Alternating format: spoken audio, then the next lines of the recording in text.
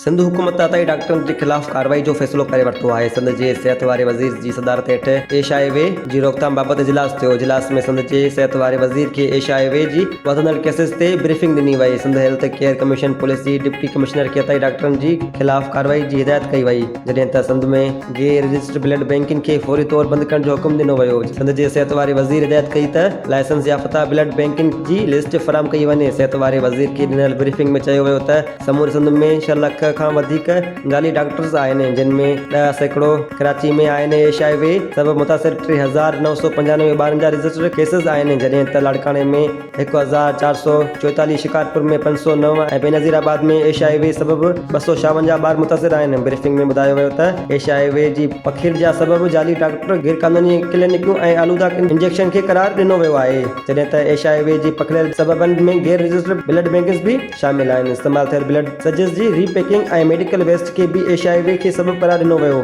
सिंध जे सिहत वारे वज़ीर ज़रा पीचो चयो त ॿोरारी औरतुनि जी स्क्रीनिंग लाज़मी करार ॾिनी वञे ऐं सिंध हेल्थ केयर जिन मर्कज़ खे सील करे उन्हनि खे ॿीहर खोलींदड़ खे गिरफ़्तार कयो वञे।